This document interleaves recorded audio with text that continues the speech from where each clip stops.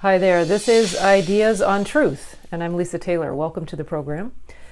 You know, there are these laws of the universe that are these primal laws, these primal forces that order the universe, that keep it going, that are love and truth and principle. And when we study these laws, we can put them into practice. But they're only as good as our ability to apply them and put them into practice in our daily lives. So I wanted to tell you a little bit of a story about when I learned a little bit about the primal order of peace, the primal order of love and brotherhood. That is a primal order in the universe of God and of source and of creation, that is just a basic primary fact. So this was sorely tested for me at one point. I was living in Boston and it was winter, there was snow and ice on the ground, and I have no sort of fear about walking out on the street by myself. I just have never had that fear. So I was walking around, it was night, I don't know, somewhere 7, 8 o'clock at night, I don't remember, it was dark out, winter. And I, a lot of times would just talk to people on the street, and I happened to be talking to like these 3 homeless guys and was just in a conversation with them, and they seemed kind of cold and hungry, and I said, hey, you guys want to go get a burger? And I was walking them up to McDonald's to go get them a burger. And as we're walking along, I'm walking next to one guy, and then the 2 other guys are like following behind me. Hey, Colleen. And we're kind of engaged in this conversation, and out of the corner of my eye, and I'm kind of looking down because it's icy and snowy and kind of watching my footing, and out of the corner of my eye I see this big figure coming towards me, and the next thing I know, I am body checked. This guy body checks me and elbows me and gets my shoulder and my jaw, and I go flying into this plate glass window of Strawberry Records, which some of you who were in Boston way back in the day may remember Strawberry Records, long since gone out of business. But anyway, was thrown into this plate glass window and landed up on the ground in a heap. And it was extremely painful. I thought he'd broken my jaw. And immediately these 3 homeless guys like surrounded this guy. And out of nowhere, police car pulls up on one corner and on the other corner. It's like, that's never happened ever. And there are 2 cop cars right there.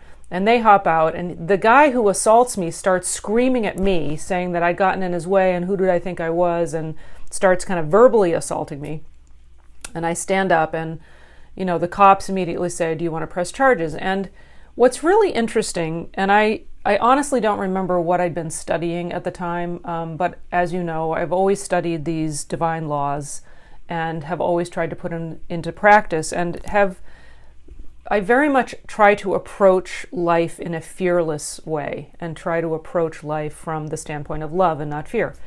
So I can honestly say that my first response to this guy was, it was a cry for love. It was a cry to be noticed. It was a cry to be seen, to be loved. And I said, no, I don't want to press charges. And we just and the police sort of ushered him away, and we went on our way to McDonald's, got the guys a burger, and then I went home. And I was in a lot of pain, and I felt like I just needed to be quiet. So I went home, and the idea that I prayed with, I just sat actually quietly on the edge of my bed, and I remember this line from Science and Health came to me, Science and Health with Key to the Scriptures by Mary Baker Eddy, which I quote a lot. There's a line that says, undisturbed amid the jarring testimony of the material senses, science still enthroned is unfolding to mortals the immutable, harmonious divine principle, is unfolding life in the universe ever present and eternal. What stuck with me was the undisturbed amid the jarring testimony of the material senses. So I thought, okay, I can remain undisturbed amidst this jarring testimony of the material senses, of getting assaulted on the street and body checked and my jaw getting jammed. And I wasn't sure if it was broken. I was in pain. But when I grasped that concept, that there is, that science, this law of the universe, is still enthroned, no matter what's going on with the material senses, no matter what the 5 physical senses are telling us, no matter what fear or the false sense of ego tells us, this science, these laws, these divine laws are still in operation. They still maintain order. So the primal order in the divine is always in existence, no matter what the material senses try to tell us about those laws. So the physical senses were telling me pain, break, violence, attack, victim, hatred, fear. The divine laws were telling me order, harmony, love, gentleness, brotherly kindness, allness of being, and that is what I know to be true. So as I sort of dwelled in my thought on this fact, the other sense of things just left my thought.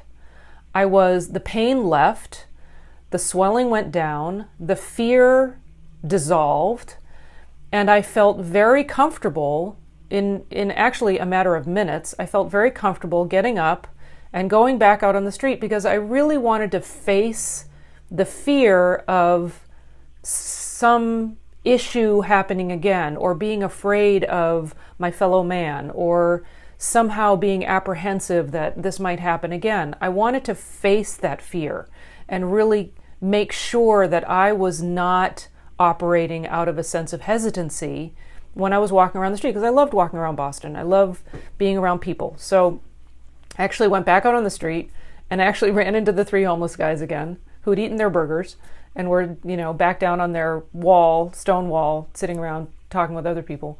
And I had no fear. I had no pain. I was completely free from that attack in my thought, as though it had never happened, because in the divine order of things, it hadn't ever happened. Meaning, and what I mean by that is the divine laws never stopped operating. Love never stopped being present. And my immediate response about the gentleman who assaulted me was, he was crying out to be seen. He was crying out to be loved. And though he did it in a very violent way, I didn't need to be affected by that. I could see it as a cry for love, and I could respond with compassion and understand that though this was not an appropriate way to ask to be seen, that's what was at the heart of it. And when people really truly feel seen, there's no need to violently ask for that. Anyway, it was a really neat healing, and it really, it has been something that I've looked back on many, many times, just recognizing that whenever there's violence, whenever there's sort of a violent cry for attention, in whatever form that comes, it's not the reality of what's going on. The reality of what's going on, if you look with spiritual sense and you look from love and into love, the only thing going on is love. Fear has no power. So I don't know. I'm not quite sure why that came up for me tonight. But I wanted to share that story and just acknowledge again how grateful I am to have been brought up studying this science and these divine laws and understanding this primal order of the universe that is so complete, and nothing can be added to it and nothing can be taken from it. It is absolutely complete, as are we, as the expression of the Creator, as the expression of this universal truth.